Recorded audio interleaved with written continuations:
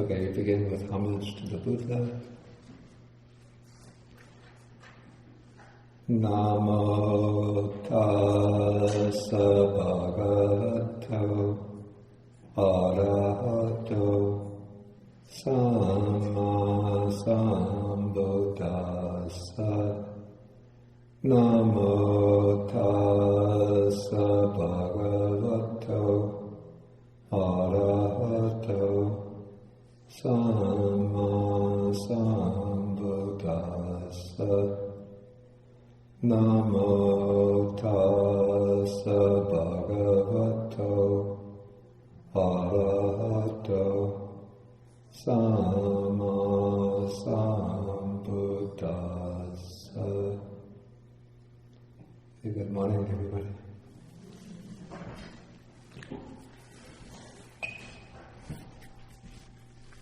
Okay, so today we are returning to Sutta number 26 in the Majjhima Nikāya. This will be the second talk on Sutta number 26, the Ariyapariyesana Sutta, the Discourse on the Noble Search.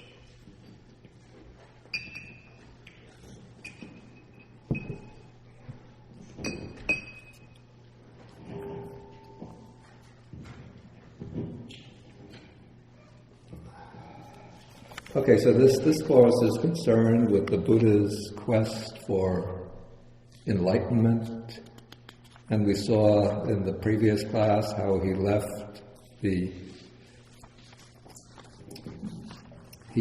household life thinking that it was futile to pursue things that are subject to birth, old age, sickness, and death, subject to sorrow, subject to defilement.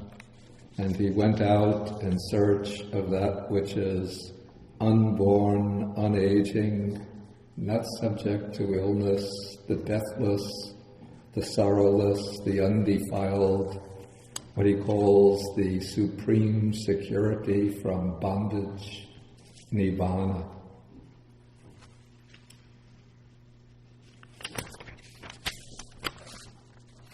Okay, then he goes to two teachers. First, he goes to a teacher named Alara Kalama. Under him, he learns the meditation practices that lead to the third, what is called the state of nothingness. The plane of nothingness.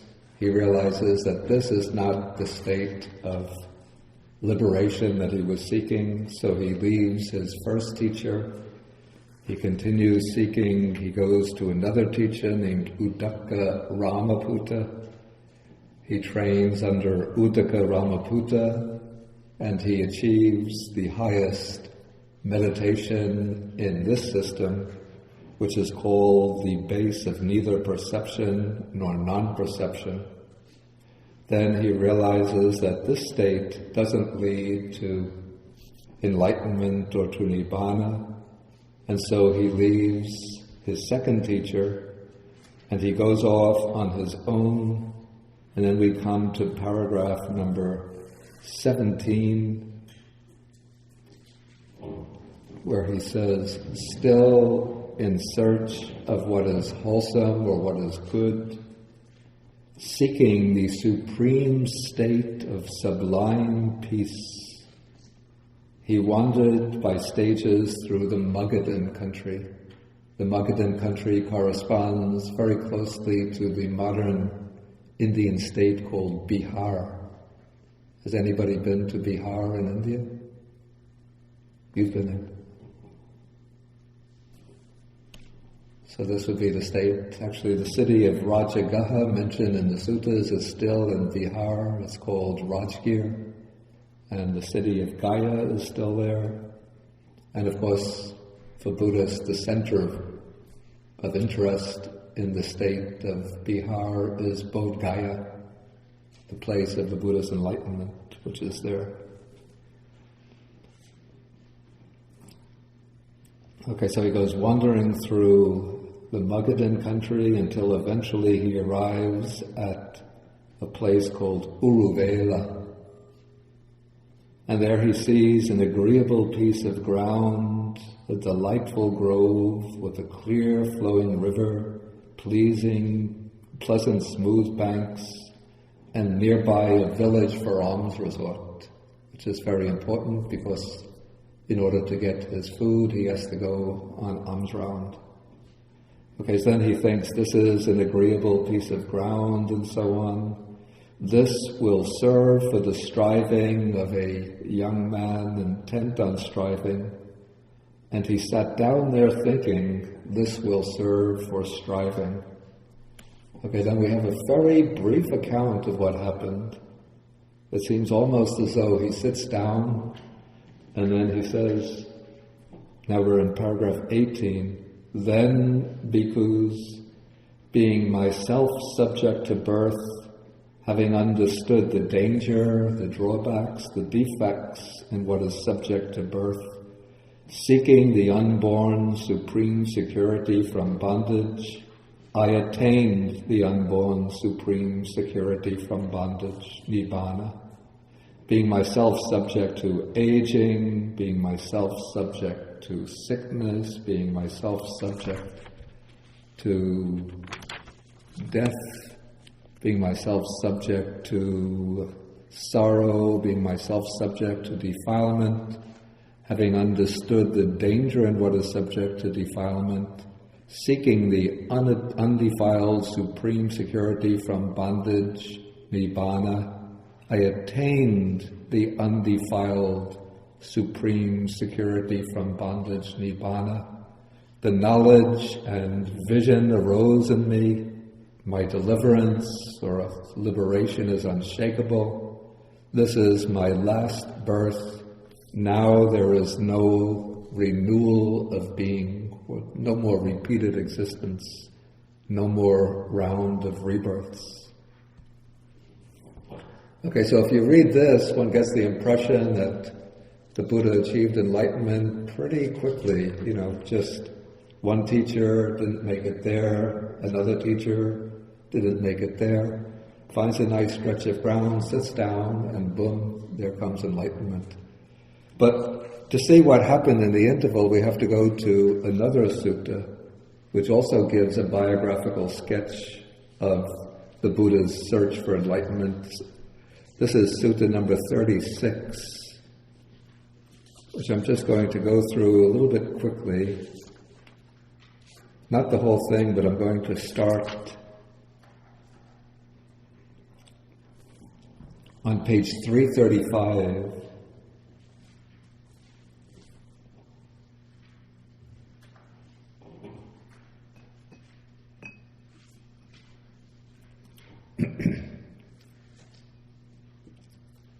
And then we have paragraphs 13 to 16, you see the middle of the page.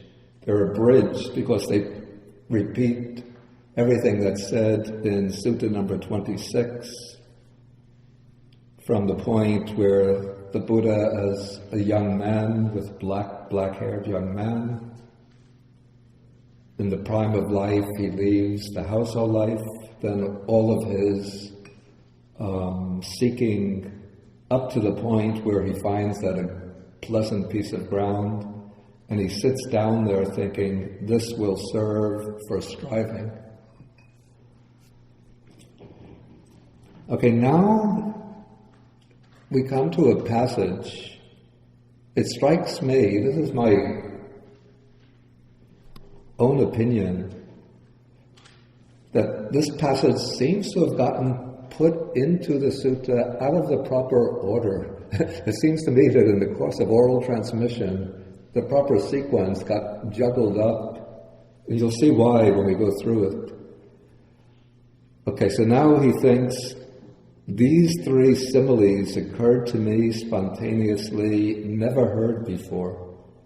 Suppose there were a wet, sappy piece of wood lying in water, and a man came with an upper fire stick, thinking, I shall light a fire, I shall produce heat. In ancient India, in fact, even up and through countries of southern Asia, right up to fairly recent times, to light start a fire, you don't take out a pack of matches or they call a cigarette lighter and snap it to make a fire. But to get a fire, you have to use these fire sticks. In Taiwan, do they use fire sticks still? No. Cigarette lighters. It's the same principle. You have one kind of stick generates a spark. Okay, so he has a wet piece of wood lying in water, and he comes with the upper fire stick, and he thinks to make a fire.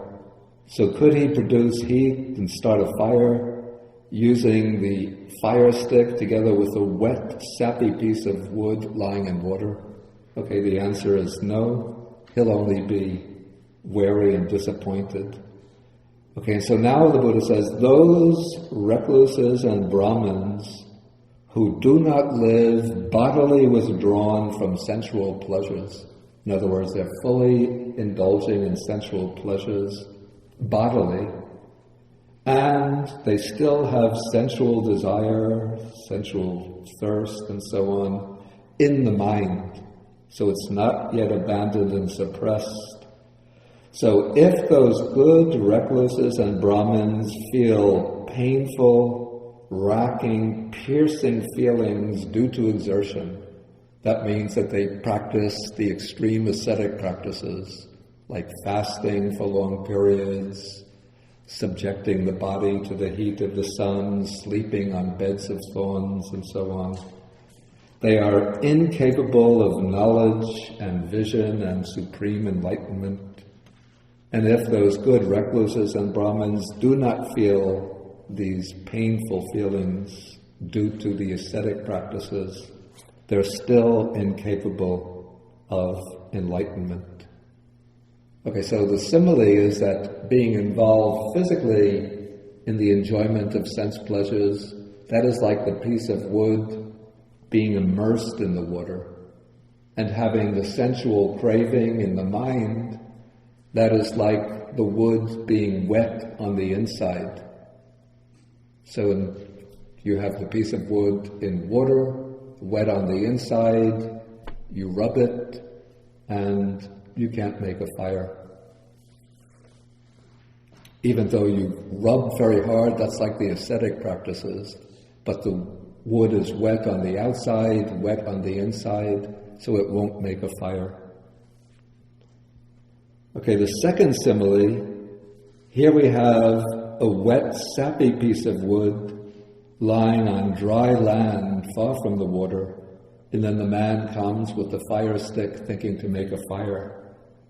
So can he make the fire? And then the answer is no, because it's a wet, sappy piece of wood. So even though it's lying on dry land, but inside it's still wet and sappy. So even if one rubs it, one can't make a fire. And so the Buddha says, this is like those recluses and Brahmins who live bodily withdrawn from sensual pleasures. They're not indulging in sensual pleasures physically, but they still have the sensual desire, sensual infatuation, sensual thirst, and so on in their mind. And so this is like having the hindrance of sensual craving in the mind.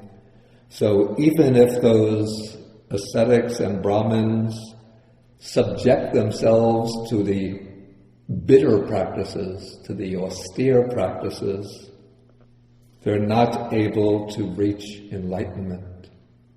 And if they don't subject themselves to the austere practices, they still can't reach enlightenment.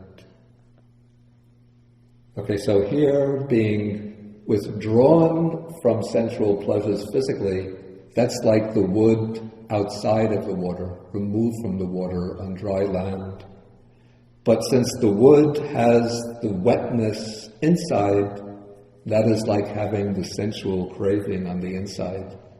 So as long as you're still nurturing the sensual craving, even if one externally undertakes the ascetic practices, they won't bring enlightenment.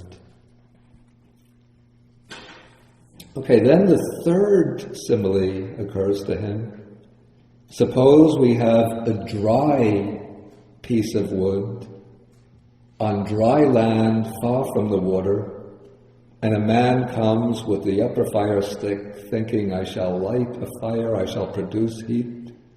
Can he produce the fire? And then the answer is yes, because it is a dry, sapless piece of wood on dry land far from water. So this is like those recluses and Brahmins who live bodily withdrawn from sensual pleasures. That is like the piece of wood being far from the water. And then their sensual desire and so on has been abandoned and suppressed internally. That is like the wood on the inside being dry. No sap on the inside. So even if those good recluses and Brahmins feel painful, racking, piercing feelings due to exertion, that is, even if they practice the ascetic practices, they're capable of enlightenment. And even if they don't feel these painful, terrible, racking feelings, they're also capable of knowledge and vision and supreme enlightenment. So that is the third simile. Now it seems to me, maybe I'm missing something, but if one takes the logic of these three similes, the point that seems to emerge is that the ascetic practices don't make a difference one way or another. What's important is to withdraw from the physical indulgence and sense pleasures and to quiet or to suppress the sensual desire inside. So that seems to point to an internal discipline rather than the bodily discipline of extreme asceticism. Do you seem to get the same point? So then it would seem to me, this seems like the discovery that the Buddha should have made after practicing the ascetic practices. Then he realizes the ascetic practices are useless. What's necessary is to develop this inner discipline. He's already undertaken the physical withdrawals from sensual pleasures. So what's necessary is to develop the inner mental discipline to abandon sensual desire inwardly. And then that would bring the knowledge and vision and supreme enlightenment. So that seems to be the conclusion. But then, starting with paragraph 20, he begins to undertake this long course of extreme ascetic practices, inflicting a lot of pain and torment on the body. Okay, I'm not going to go through all the ascetic practices. You can read these on your own. But he goes through such extreme practices that we come to the very bottom of page 329. After these long fasts,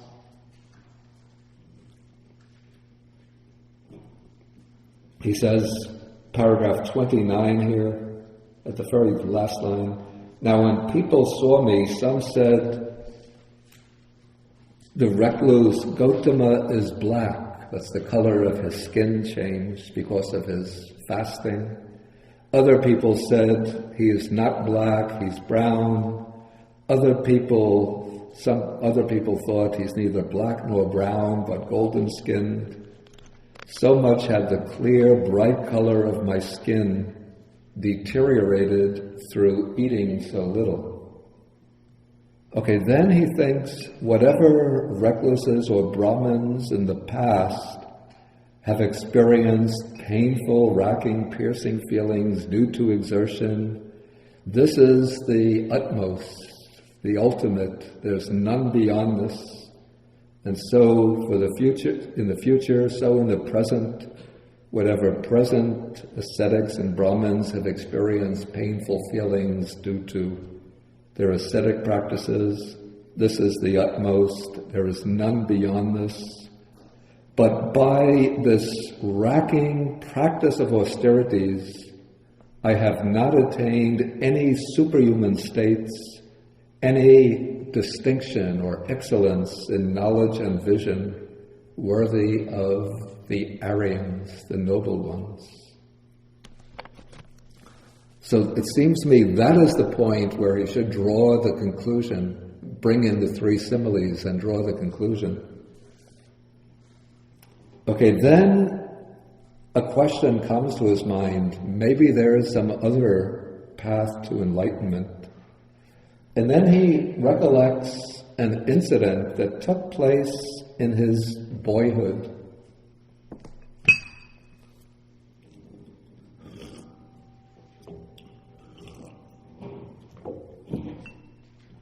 Now, in the state where he was raised, the Sakyan Republic, it was the custom every year at a certain time of the year they would have the plowing festival. This would be the beginning of the cultivation season. And so his father took him and probably other members of the family, they all went to the fields to plow the fields.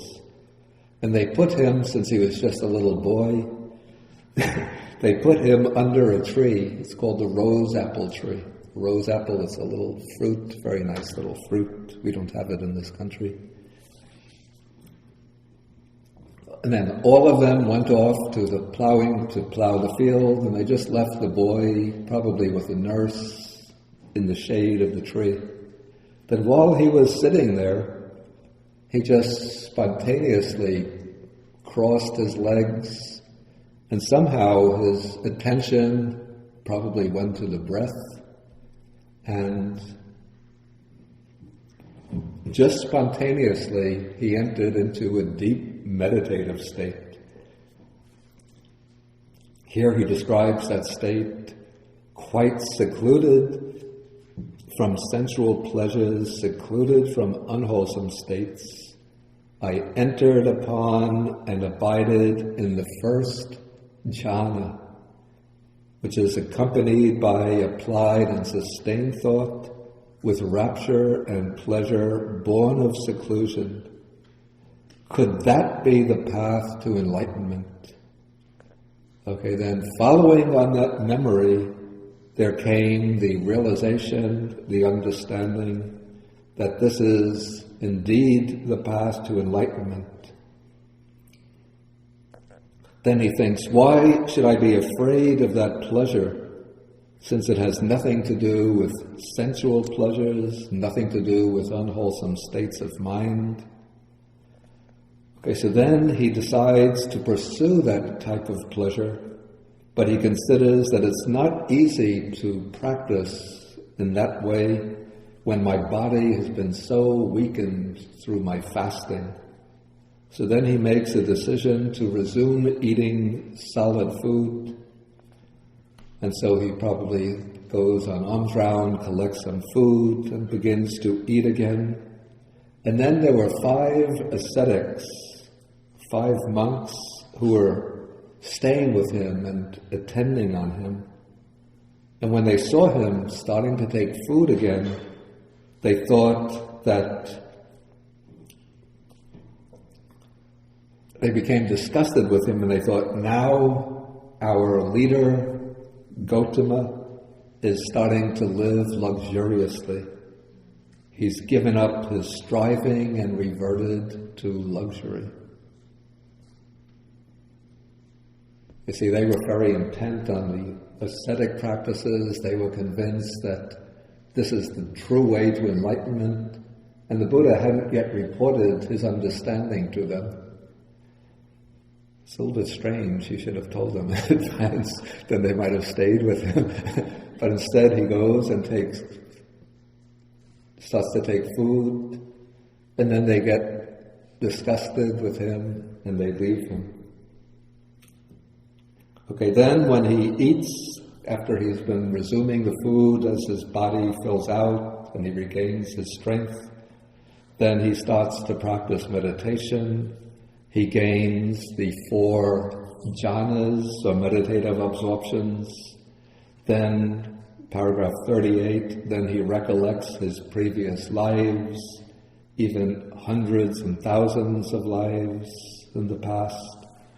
Then comes the divine eye, paragraph 40, by which he can see beings passing away and taking rebirth in accordance with their karma, and he understands the working of the law of karma. Then paragraph 42, he directs his mind to the knowledge of the destruction of the asavas, the toxic streams of sensual desire, craving for existence and ignorance. Then he arrives at the knowledge of the 4 noble truths, and when he knows and sees thus, then his mind is liberated from the asava of sensual desire, liberated from the asava of craving for existence, liberated from the asava of ignorance. When it's liberated, there comes the knowledge of liberation, and then he knows birth is destroyed, the spiritual life has been lived, what had to be done has been done. There is no more coming back to any state of being, no further rebirth in this samsara. And so the way we have the account given here, at the point where the Buddha sits down on that delightful stretch of ground at Uruvela, it's not that he just immediately goes into deep meditation and it realizes Nibbana, but he undergoes this long process of practicing these austerities, these ascetic practices, till he realizes that they are futile. Then he discovers another way to enlightenment, which is a peaceful and pleasant way. It's what the Buddha calls the middle way, which involves maintaining the health and strength of the body and instead focusing on developing the mind. So the full middle way is actually the Noble Eightfold Path, but here, since the Buddha had fulfilled, we could say, all of the basic requirements, what he focuses on is the right concentration aspect of the Noble Eightfold Path, which is the achievement of the 4 jhanas, and then based on the 4 jhanas, practicing insight, and then developing this higher state of knowledge. There are a few things in this traditional story that seem a little peculiar, but first I'll ask whether anybody has any questions at this point.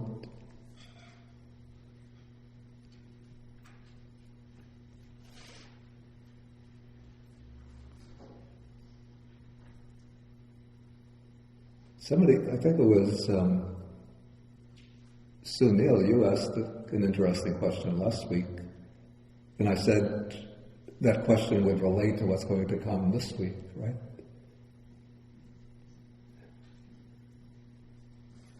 I remember. I was asking about the 6 years which Buddha spent doing this process, and I was thinking the time which he spent on the Noble Eightfold Path or right concentration was very short. Yeah. Might have been a few months during the last six years. The way it's presented, it's almost as though it took a few days or not more than a week, just going on arms round till he gets his bodily strength back.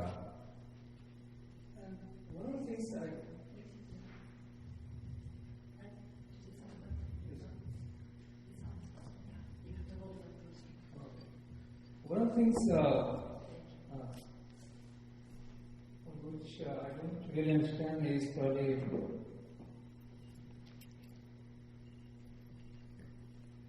Yeah, the main Buddhist concept is everything is conditioned. Yeah. So I feel that the time which is spent during the first 6 or 5 years or so, doing the ascetic practices and doing other stuff, might have some impact on his final realization. Yeah. So that was not totally waste. Okay, that's a good point.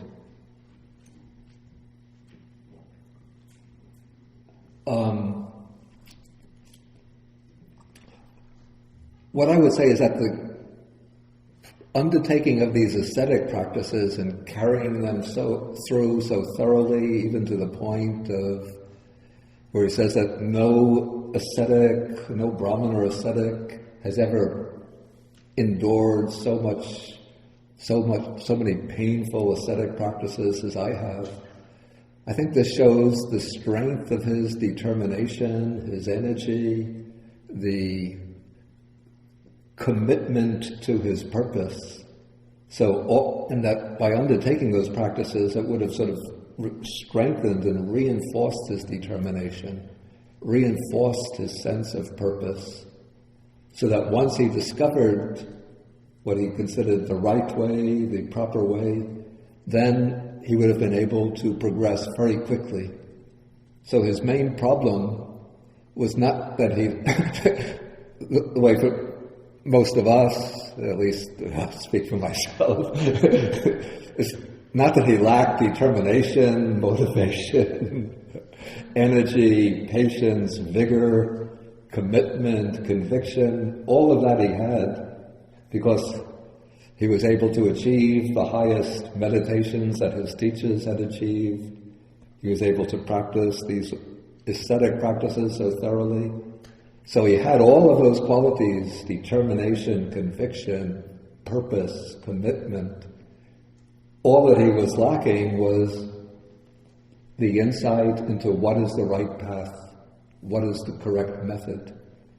So once he found that correct method, and all of the other factors were already behind him, propelling him quickly through till he could reach the goal. So in a way, the right path was conditioned by the wrong path which he took. You could say that, yeah. It's not so much the wrong path that conditions the right path, but it's the wrong path helped to strengthen the good qualities of the mind within him. So once he found the right path, then he could progress very rapidly. I'm sitting here thinking that without direct experience, he wasn't going to know that this wasn't going to work. And that his whole exploration was trying everything until he found the right. But I struggle with the statement, no one else has done this ever as good as I. Yeah.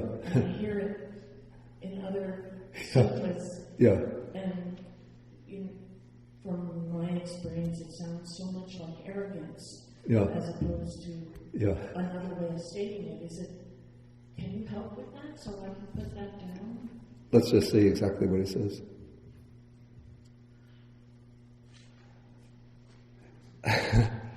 It's not quite that he's saying nobody has done it as good as I, but what he's saying is that whatever recluses and Brahmins in the future in the past have experienced painful, racking, piercing feelings due to exertion, this is the utmost. There is none beyond this. I think what he means is that he's followed all of the traditional routes of ascetic practices, each one to its ultimate limit. So it's not so much a personal boasting, saying, I am the best, but like this is the limit of the ascetic practices, because he was pretty much, in fact, at one point,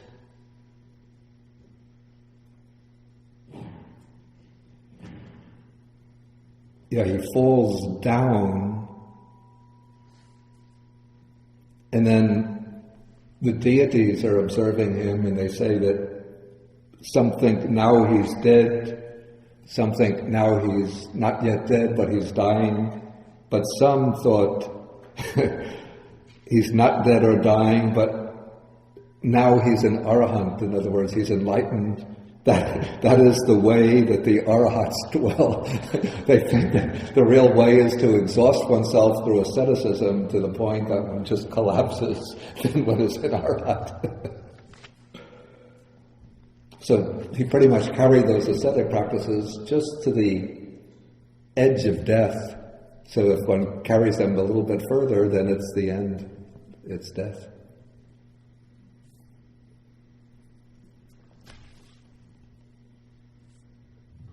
Are these his words? Of course, we don't know what is exactly the words of the Buddha himself, what are the words of the compilers of the texts who have based themselves upon accounts of his words. I mean, we have no recordings, there were no written documents during the Buddha's time, things that he would have written himself. So all we have are traditions that have been traditions that have been transmitted for several hundred years before they were put in writing. But statements like this, I would say, pretty much they have very much a living flavor to them compared to some of the other parts of the text which seem almost mechanical in their formulation. The other question is that since he discovered the method, does that make it easier for us? Since he discovered the method, does that make it easier for us, or does that mean that we too have to strive in different ways? No, it makes it much, much easier, because the point to discover the method is to sort of short circuit all of the experimentation that he had to do himself. It doesn't mean that it makes it easy. It makes it easier for us. Yeah, please. To the person who's, what's her name? Susie. Susie? Right. If you read about the account of the life of St. Francis of Assisi, he also practiced severe austerities, almost to the point of death, almost to the ruination of his health, and this is a Christian perspective. Yeah. And he realized hurting his sister, the body, was not that's how he put it. This is not the way. And you could have said that he took it to the utmost degree because he really did almost croak.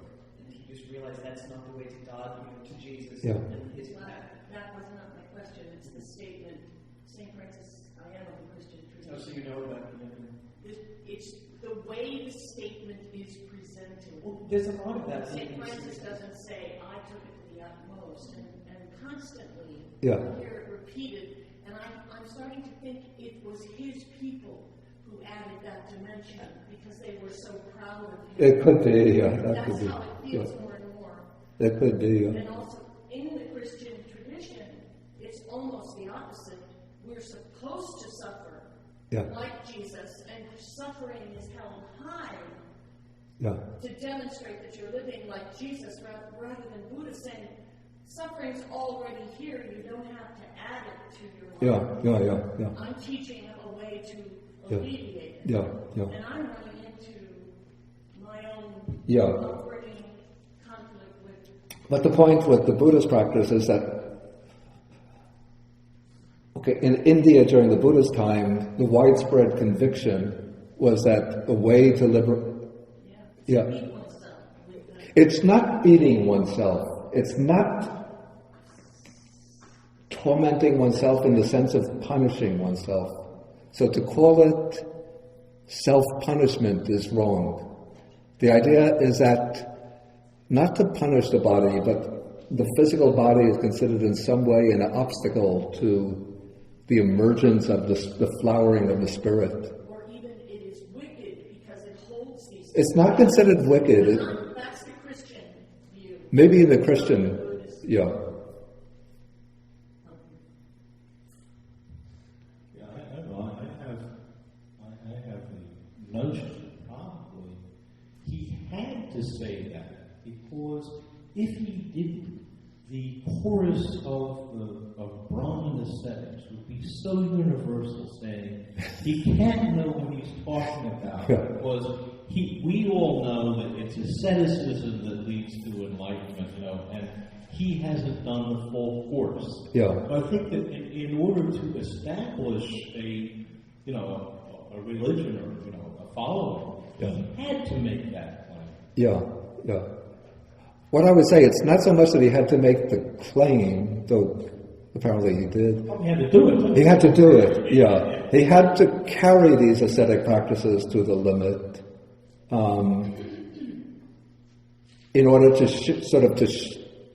both convince himself that they don't work, and also it's a way of convincing others, his contemporaries, that they don't work. I'm sure he believed, so far as he could see, it was asceticism that led as far as anybody went. Yeah. And I'm sure he believed that until the moment when he thought, I'm actually killing myself and it's not helping. Yeah. He must have believed it.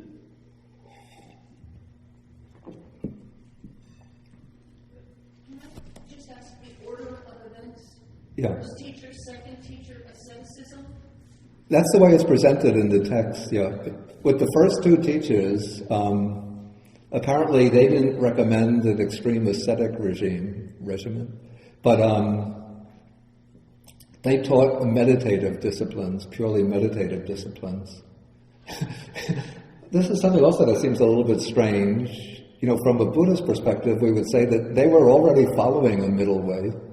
Maybe it was a different meditative path than the one the Buddha eventually devised, but they weren't indulging in the extreme ascetic practices. So how does the Buddha credit himself as being the one who discovers the middle way? It seems a little peculiar. Also, another thing seems a little peculiar. The way it's presented in the text, for 6 years he practiced these ascetic practices. And then it seems when he discovers this other path to enlightenment, it all seems to go very quickly. He just gets his health back. Then there's an account that on the last day, a cowherd girl presents him with a food offering of the rice pudding, which he eats. And then after eating, bathing, then he sits down under the Bodhi tree, crosses the legs, makes the determination, I won't get up till my mind is liberated, and then everything happens the course of that night. But then when he starts teaching, we have so many teachings on different types of meditation, detailed explanations of 4 foundations of mindfulness, so many detailed analyses of 5 aggregates, sense bases, elements, unwholesome states, different groups of defilements, and so on. It just seems to me a little bit puzzling that all of this could have been understood in such a short time. And also a little bit strange that it would take 6 years to figure out that ascetic practices don't work. I mean, in my days of youthful folly, I experimented with them a little bit. And I realized that, maybe I didn't have the strength of will and determination, but it took like about 3 days of fasting to realize that this ain't going to work. Okay, I think Treya, you have... that's the correct... Treya? Dreya, okay. It's occurred to me, and if the Buddha comes off differently in different suttas. Yeah. And so, you're the guy who's read all of them, but just even in my limited reading, some of the suttas, and I couldn't tell you which ones are which, strike me as a young Buddha. Yeah. He's enlightened, but he doesn't have the maturity yet. Other ones, when when you actually know he's older because he's with Ananda, because he is older with Ananda, he seems He seems to know more. He seems to be in some ways more relaxed, just more, I'm not saying he was more enlightened, but it's just, you get to be a better teacher as you teach. That's just natural. So he gets the aha moment at what, 32, 30 something? It's supposed to be 35. Okay, 35. And he goes and teaches. I mean, his style changes. I mean, what was his first sort of lesson? He meets that guy who's like, wow, you look great, who's your teacher? I am the all-enlightened one. And he's like, yeah, right. And then, I think he learns. He becomes, and maybe he discovers other things. He appears to have gone through the jhanas and has realized enlightenment. But then later on, he talks about, you can be a dry insight meditator. You don't have to have the jhanas. That's nice, but there's another way. And maybe he learns more things as he goes along. Sure, but it doesn't necessarily get written down. That's just how it strikes me. Is he matures as a teacher. That's a very good point. And the Buddha's teaching career does span something like 45 years. And one other point about the asceticism is he has to also define himself against Mahavira. Because Mahavira... Wait, he has to define himself? He has to define himself against Mahavira. Oh, against Mahavira. The Jains. Exactly. Mahavira has an almost identical biography. It goes through a similar sequence, comes to a lot of the same conclusions, except the Jains actually do starve themselves to death. With the Jains, you have like 29 steps in a hierarchy of purity. And the final one is you starve yourself to death. That is the Jain. He has to repudiate that in order to have a separate doctrine. That's exactly so. And I don't think I was here. He was in a recent class in Bodhi Monastery. I pointed out when the Buddha is criticizing the Brahmins, it's done with a kind of, sometimes he lampoons them a bit, but there's a certain degree of respect and admiration for the Brahmins. Sometimes he's like comparing the Brahmins of today to the Brahmins of old. But even when he's critical of them, there's still a kind of feeling of friendly respect. But when the Buddhist texts run up against the Jains and then another contemporary teacher called Makali Gosala, who was in some way maybe an offshoot of Jainism, they really bear down, hit hard on the Jains and hard on Makali Gosala. So one can see that there's some sense of a sense of rivalry there. Yes? The impression that I got was that the Buddha wasn't saying that asceticism was wrong, but just that he saw it as a means to an end. Maybe I'm interpreting it wrong. That it seems like the ascetics see it as an end in itself. You doing it right, so like you were just saying about the Jains and everything. But the impression I was getting was that through the three similes, that asceticism can help you get to a point where you can have that inner discipline, which is really what you need to get to. So it seems like he did the ascetic path, got to a point where he realized the real thing he needed to do was the inner discipline. So he didn't need the ascetic path anymore. So am I interpreting that wrong, that he was seeing the asceticism? I would say definitely that the Buddha rejects this path of extreme asceticism as part of his own system of training. Because when he gives his first discourse to the 5 ascetics, he says there are two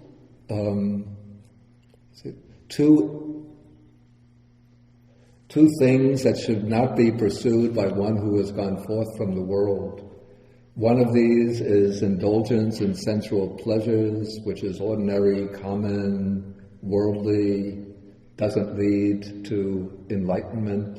And then the second extreme is self-mortification or self-torment, which he says it's painful, not Aryan, not noble, and doesn't bring benefit, doesn't bring enlightenment.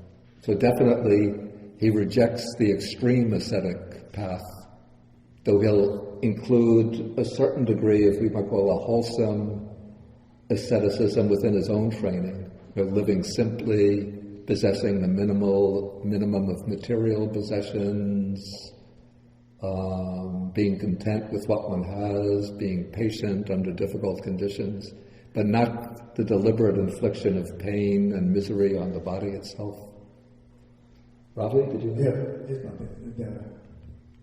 the two teachers whom we encountered, the first two, although they were not, they didn't go into extreme. They had not attained enlightenment. Oh, I mean, that is known, They hadn't reached the enlightenment. Although some of them may have even claimed that they attained enlightenment. Excuse me? Although they may have even claimed that they were enlightened. The two of them had not really attained enlightenment. Although they may no, they hadn't achieved the enlightenment that the Buddha was looking for. They had reached certain high levels of meditation which they might have taken to be enlightenment. But the Buddha, from his perspective, those states were not the enlightenment. But coming to mentioning the two teachers, this is another thing that strikes me as a little peculiar. And I've never been able to figure this out. It was a question that came to my mind, I think even before I went to Sri Lanka to become a monk, maybe back when I started to read about the life of the Buddha, maybe early 1970s. Okay, he learns from these two teachers the state meditation of nothingness, meditation of neither perception nor non-perception. In the Buddhist training, one is the 7th stage of meditation, the other is the 8th. Now one would suppose that to follow the normal sequence, to get there one would have to go through 1st jhana, 2nd, 3rd, 4th jhana, then to the 5th stage, then to the 6th stage, then one comes to the 7th stage, the stage of nothingness, and the 8th stage of neither perception nor non-perception. Okay, now after the Bodhisattva has undergone all of these ascetic practices, he starts thinking, I'm not getting anywhere in this way. Can there be another way to enlightenment? Now one would think what would come to his mind would be a fairly recent memory, 6 years ago, practicing meditation under the teachers, two teachers. He could have thought of the 1st jhana there, not only the 1st jhana, but the 2nd jhana, 3rd jhana, 4th jhana.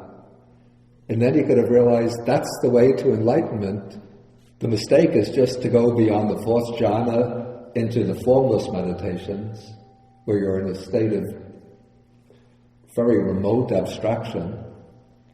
And so why didn't he just recollect the experience under these two teachers and then take off from them, from those meditations, into the development of insight,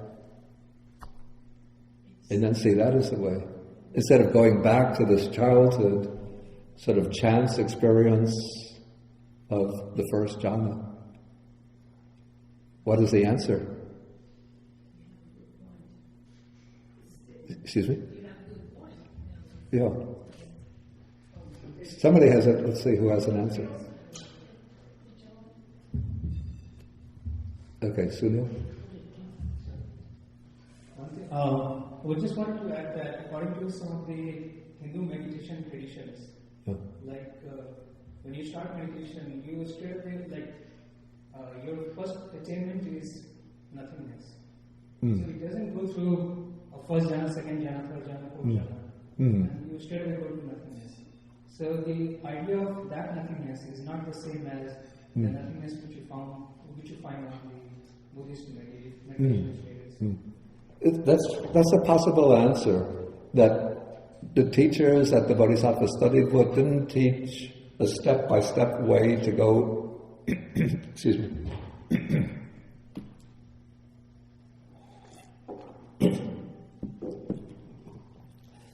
It's possible that they didn't teach the step-by-step process of going through each of the jhanas, then to the base of infinite space, base of infinite consciousness, then to the base of nothingness. Even though in the Buddhist training, in order to get into these formless meditations, one goes through each jhana in turn, overcomes it, goes on to the next, then to the base of space, infinite space, base of infinite consciousness, base of nothingness, then to the base of neither perception nor non-perception. But possibly they taught a kind of meditation that would just take one straight away into the base of nothingness, base of neither perception nor non-perception. Okay, I think Drea has some point.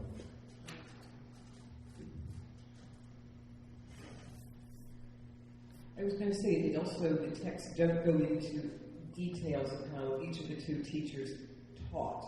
Yeah. They don't go into this great explanation. Yeah. It just says, the ultimate is, Yeah. The first, the Buddha would call you the first immaterial state and the second immaterial state. Yeah.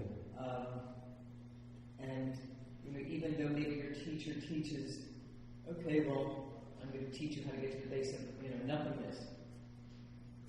There's still probably stages you have to go through. Maybe the Buddha's unique in that he was like, I can put a name for these states. Maybe he noticed these different discrete states. That's very interesting. And decided to okay, I'll make it easy, like a step-by-step instruction. Yeah. That's one of the things about Buddhism, which I used to love Taoism. It's fabulous, but there's not a lot of instruction on what to do. Yeah. The Buddha really here. It's almost like a cookbook. Yeah. Here are the instructions. Yeah. And to just further maybe clarify my earlier point, when I said his teachings grew and matured. Yeah. And this is just my thought, but I think that even though one becomes enlightened, it doesn't mean one doesn't continue to learn. Realize. Yeah. So I think his knowledge just accrued, and his teachings just got better. Yeah, I think the way probably it's quite possible that, of course, when he achieves enlightenment, then he realizes everything that's essential to the enlightenment, but still there would be the matter of, we call pedagogical skills, teaching skills, which would be something that he could have learned over his career as a teacher, picking up more skills, more different ways to present the path. I always thought that he went back to the child. Yeah. And again, this is covered by my Christian upbringing. Yeah. Jesus saying you must become like a little child. Yeah, that's a good way to...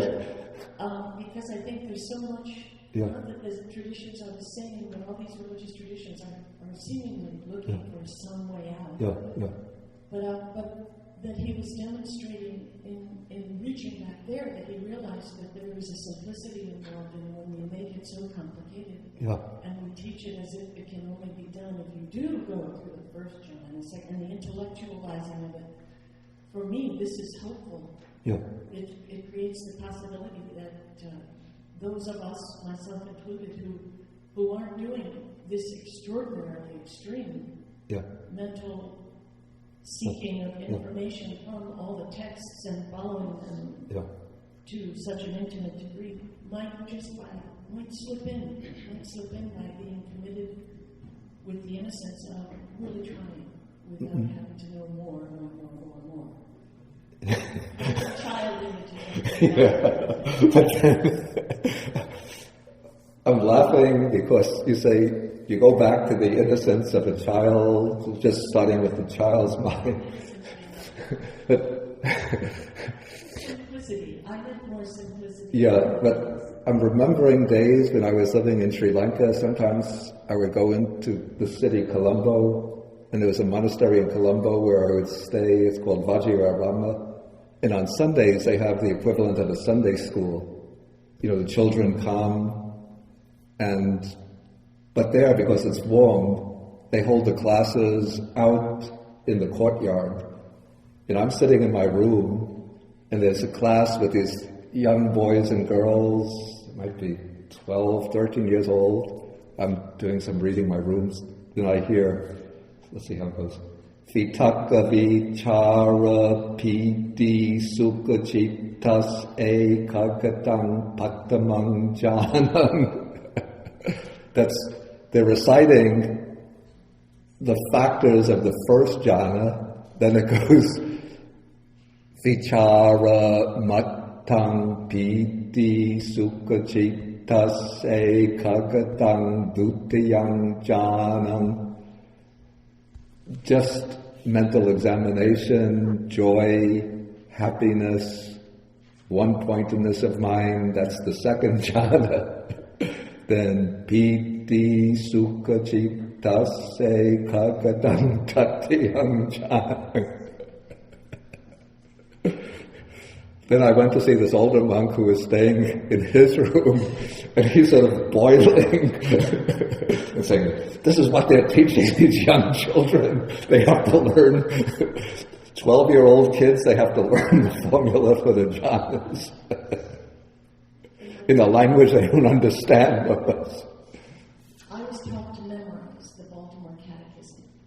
That's the same thing you're saying. It's how we teach a tradition can destroy it for the individual who is being forced to learn it. And when we make it methodical, memorizable, etc., we're not teaching it from understanding in heart, it's very easy to turn away from it. So, Buddha didn't have anybody making him sit there and recite that. He was sitting under a tree looking at some ants. But also generations of monks had recited them. But there were other things that were devised for teaching little girls, young girls, boys and girls. Somebody else had some. Your name again was? Abra. Abra. Yes. Abra is good. Could it be that these couple of suttas that we've looked at, that the teaching is about not following a particular defined path of someone else, but to constantly, it seems, to come back to oneself and to look for the real path, I guess. Like the other two teachers that he eventually leaves behind and constantly going back and looking for himself. And then with the child going back to his youth experience, again it's going back inside for what was real to him and go from that. So it seems that all along is about abandoning the teaching, that is taking the teaching and then abandoning it and going back. Okay. Oneself. So, this is a very good point, but I think it has to be looked at from two angles. Okay, one angle is that probably the reason why the text would, even if the Buddha, suppose he had learned the jhanas under the two teachers, but if he recollected an experience under those two teachers, then he couldn't say that the path is entirely something that he's brought up himself, that he's hammered out or devised himself based on his own experience.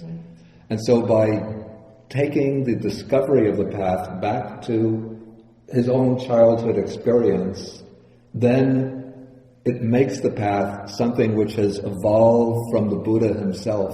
So this becomes a completely new path breaking out on the Indian spiritual scene. Okay, that is one comment that I wanted to make. The other comment is that, like, once the Buddha discovers the path, then the point is that we don't have to undertake the long course of experimenting to find at least the broad contours of the path. We could say the path in its broad contours is something taught, laid out by the Buddha. But we still do have to do some experimenting, because there are many different ways of practicing the path, many different, say, meditation techniques, combinations of techniques, many different defilements, and then different remedies for those defilements. So we still have to experiment on ourselves to find out what works for us. But the basic, say, the structure or scheme of the path and the whole range of aspects of the path, that is something that is originally taught by the Buddha, so that we could find ourselves within that range as a starting point. Okay, I want to take some of the questions that come from the internet. Okay, the Buddha's childhood jhana experience was very different from the so-called jhana experience he got from his two teachers. Does that mean his middle way to attain jhana is unique to Buddhism? Okay, under the two teachers, there's no mention about learning what we call the first, second, third, fourth jhanas. What he learned from the two teachers was the base of nothingness, base of neither perception nor non-perception. Whether the four jhanas are completely unique to Buddhism, this I don't know. There could be counterparts to the jhanas in other meditative systems, but called by different names. Of course, the names first, second, third, fourth jhana might be unique to Buddhism, but if one practices a method that will bring one to the same level of concentration, it can be the same as the jhana. Second question, was there any mention of how the Buddha attained stream entry in the sutta? Was he already a once returner? So Majjhima number 26 only describes his final journey to full liberation. The way it's presented in the text, the Buddha went through, it doesn't even to speak about the Buddha going through the stages of stream entry, once returning, non-returning, and arhatship. It just speaks about him on the night of his enlightenment going all the ways to arhatship, but no mention of any intermediate stages. And it seems that he couldn't be a stream enterer before he started his quest for enlightenment, because a stream enterer would have the idea, what is the path to enlightenment? Whereas the Buddha the Bodhisattva has to discover it for himself.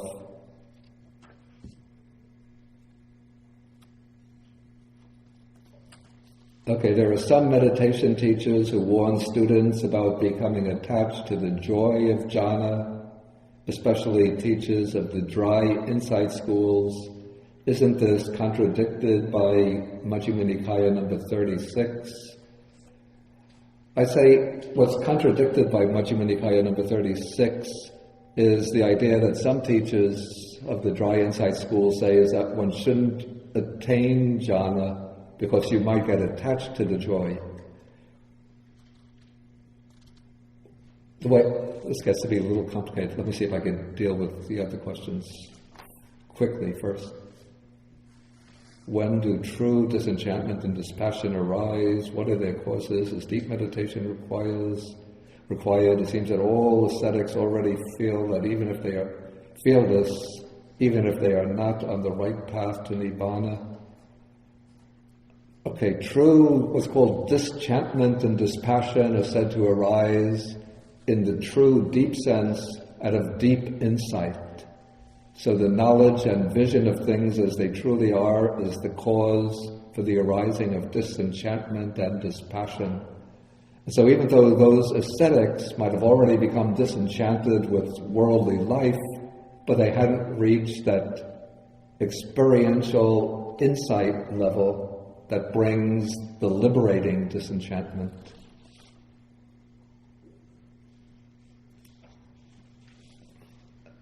Okay, there is a New Age trend to say that all religions are basically practicing the same thing.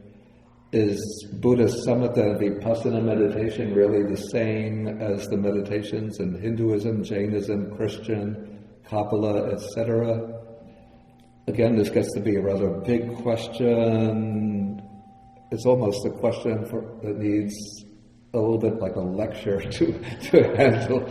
So I'll just pass over this one and come back to this one also. It's a little complicated. This is about attachment to the joy of jhana. Okay, what I would say is that there are different paths of practice within the Buddhist fold. So some paths emphasize going directly into insight, others emphasize the path of jhana. the way the Buddha presents his own discovery of the path, it includes the jhanas up to the fourth jhana. And the way I see it is because for the Buddha to achieve full enlightenment as a Buddha, he has to achieve at least the three knowledges: the recollection of past lives, the divine eye by which he sees how beings pass away and take rebirth according to their karma, and then he has to reach full arhatship through the elimination of the asavas.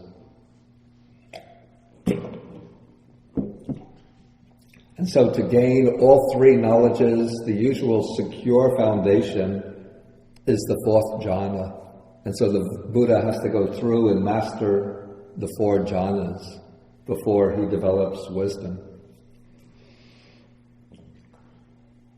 Okay, some dry insight, I've heard some dry insight teachers say that one shouldn't practice the jhanas. They're very dangerous because you can experience joy through them, joy and happiness, and then you become attached to that joy and happiness. That would be, I would say, wrong instructions. What I would say is that what's proper, a dry insight teacher could say that there is a path of dry insight which doesn't involve the jhanas. If one feels inclined to the path of jhana, one should follow that way. But don't become, even a teacher of jhana will say, don't become attached to the joy, but don't cling to it, but experience it, then let it go to go further. But what's important to know is that the way the Buddha structures his path, he uses higher types of happiness and pleasure as an inducement to overcome grosser types of happiness and pleasure. And so normally we find happiness and pleasure in sense enjoyments. And so the Buddha will use the happiness of the jhana, even the happiness of lower levels of meditation, as a way to help us overcome the attachment to sensual enjoyment. Then suppose somebody achieves the first jhana, then the Buddha will say, the pleasure and happiness of the first jhana is relatively gross. Abandon it and go on to the second jhana. And in this way, he'll lead them through third jhana, fourth jhana, even to the formless meditations. And at some point, he'll say, even the pleasure of samadhi is gross. The pleasure of insight is better, superior. And then he'll teach how to overcome the jhanas through the practice of insight. Until finally, at the last stage, he'll say, even the pleasure of insight is gross, the pleasure or happiness of nibbana is superior. Then when the person achieves nibbana, then they'll know for themselves that there's no happiness or pleasure superior to that. Okay, so that's the way I would understand the relation. And also what is true, at least from my experience with dry insight meditation, is that it also gives rise to very intense joy and happiness. It's not that we use the word dry, but it brings a lot of, when the mind really gets well concentrated through insight, it brings a lot of happiness and joy. But then if one becomes attached to that joy of insight, then one starts to come down. And so in order to progress further, even on the path of insight, one has to let go of one's attachment to the joy. And as one lets go of each level of attachment to joy, it brings deeper, fuller, more satisfying levels of joy. Okay, I think we'll take one question. And How does no self fit into this? Say the question. How does no self fit into this? How did no self fit into this? Well, actually, no self pertains to the stage of insight knowledges. But in this sutta, in both suttas, there's no mention of not self, because it's not dealing with what the Buddha actually realized through insight. I don't understand no self, so I'm just trying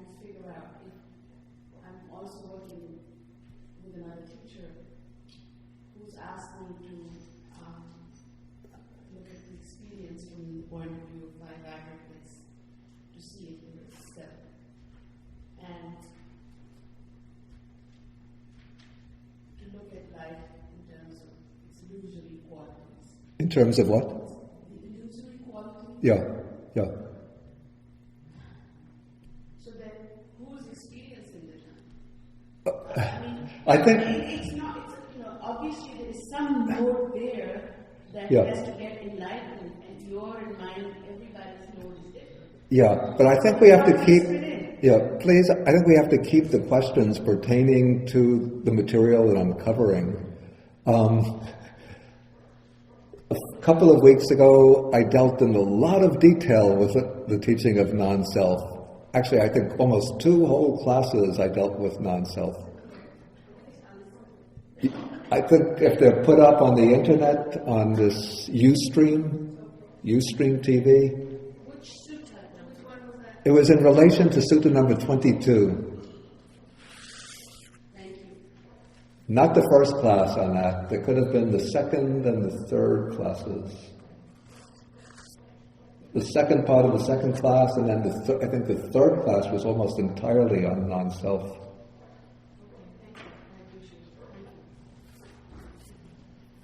If we come to, in fact, we'll come to non-self when I take Sutta number 28, then you get another chance. The next Sutta after this is number 28. But if you play hooky, then you come once in a while and say, what's non-self?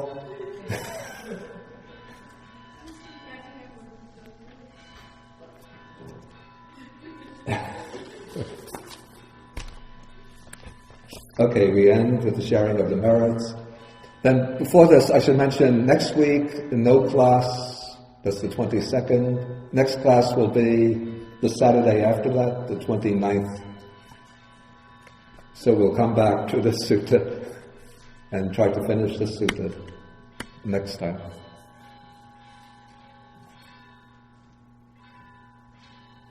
Okay, so we'll end by sharing the merits. Okay, just mention after the 29th, then I'll have a class June 5th. Not June 12th, I'll be away June 12th. June 19th we'll have a class. Will you send an email on that? Excuse me? Will you send out those? Yeah. I'll have them put up on the website and also sent as mailings. Has everybody who's attended given their email address? If you haven't, you could write it on this piece of paper, and then I'll give it to Kaiti to put on the registration list. Okay, then we'll have discussion after lunch. Unless is there a lot of work? Are people going to be doing a lot of? And I should mention before we go also, tomorrow, very important day here. Tomorrow is what's called Vesak Day. This is the celebration of the enlightenment, the birth, enlightenment, and passing away of the Buddha. So today we're studying about the enlightenment, but, I'm a very boring fellow, so I don't celebrate things. I just explain. But to really have the joy of life, of celebration, you come tomorrow, there will be some chanting. You get a chance to bathe the Buddha tomorrow. Only once a year you get that opportunity. You get the little statue of the newborn Buddha, and then everybody gets into the lines, and you come up, and it'll be in a bowl of scented water with flowers, and then everybody gets a chance to bathe the newborn Buddha. And then there'll be super lunch tomorrow, so don't eat breakfast tomorrow. You want to keep a good appetite so you can try all of the different delicacies, Chinese and maybe Vietnamese and other types of delicacies. And then probably in the afternoon there'll be some shows, entertainment, singing, dancing, what do they have? It's going to be a magic app. Yeah. A what? Bouncing castle. The big inflatable thing you bounce around. Oh. Yeah, so please make it a point. What time does the ceremony begin in? I think it begins usually they begin about 10 o'clock in the morning. Okay, so tomorrow you get a chance to learn what to learn what the Buddha's enlightenment is really like for the Buddhist world, not the way these stuffy intellectuals discuss it from a book. No, that's not the way. Okay, so we'll end with sharing the merits. Akasata Chabumata Deva Naga Mahedika Punyantang Anumoditva Shirang Rakantu Sasanam Akasata Chabumata Deva Naga Mahedika Punyantang Anumoditva Shirang Rakantu Desanam Akasata Chabumata Deva Naga Mahedika Punyantang Anumoditva Shirang Rakantu Mang Param Etavatacha Mehi Sampadam Punya Sampadam Sabbe Devanumodantu Sabba Sampati Siddhya Sabbe Bhutanumodantu Sabba Sampati Siddhya Sabbe Satanumodantu Sabba Sampati Siddhya Bhavagupadhaya Vichihetato Etam Tere Satakayupapanna Rupya Rupicha Sanya Samino Tukha Pamuchantu Pusantu Nibutin.